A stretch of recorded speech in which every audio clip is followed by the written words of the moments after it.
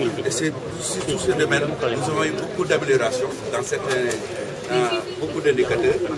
Et dans certains cas, nous avons eu des diminutions.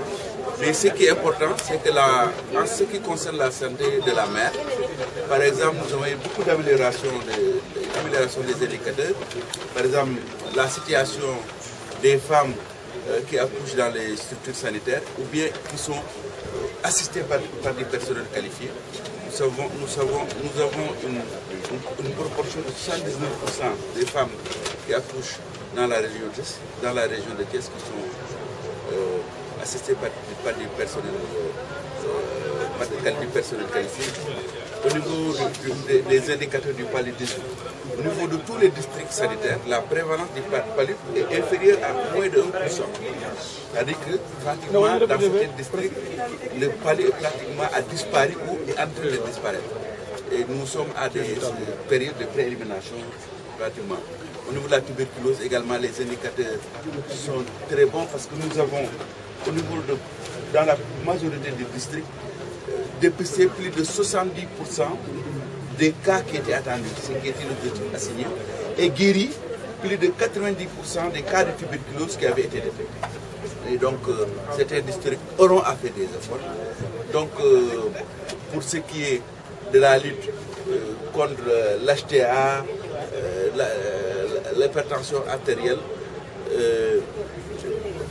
la lutte contre les maladies tropicales négligées, nous avons fait également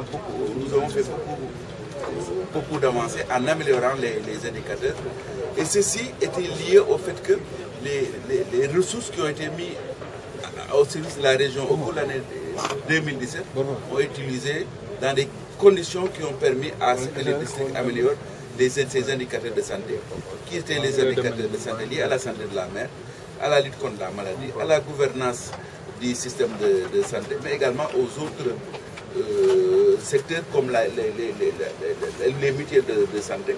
Nous avons vu qu'il y a beaucoup de mutuelles de santé qui ont été créées, plus de pratiquement 80 mutuelles de santé qui ont été créées en cours de l'année et qui sont actuellement fonctionnelles. Pour ce qui est de la couverture maladie universelle, au cours de l'année 2017, 682 000 enfants ont été reçus dans les structures, consultés et traités gratuitement. Et donc, on a eu plus de 1300 césariennes qui ont été faites gratuitement et plus de 4000 personnes du troisième âge, c'est ce qu'on appelle personnes du plan Sésame, qui ont été vues et traitées gratuitement. Donc, le plan d'action de l'année 2017 a été effectué à hauteur de 77% des activités qui ont été prévues. Et donc, il faut noter également qu'il y a beaucoup d'activités imprévues que nous recevons au niveau du niveau central. Donc, on peut être heureux de ces résultats. Parmi ces résultats, donc, il y a eu des faiblesses. Parmi ces faiblesses, on note l'absence d'un service d'accueil à l'hôpital régional, le manque d'infrastructures dans certaines zones et le manque de formation de personnel qualifiant. Tout à fait. Maintenant, les difficultés que nous avons eues au cours de cette année, c'est que nous avons à l'hôpital de Thiès, il doit avoir un service d'urgence. Il n'y a pas un service d'urgence centralisé comme vous verrez à l'hôpital principal, à l'hôpital de Mbour, même à l'hôpital de Yaoundé. Le service d'urgence est centralisé. Dans les hôpitaux modernes, le service d'urgence doit être centralisé. Les malades entrent par une seule porte, c'est l'urgence, et sont après répertoriés dans les autres structures. Ça n'existe pas à l'hôpital de Thiès. Je pense que le directeur de l'hôpital est en train de travailler avec le nouveau central pour que dans les délais les meilleurs, on puisse construire un service d'urgence.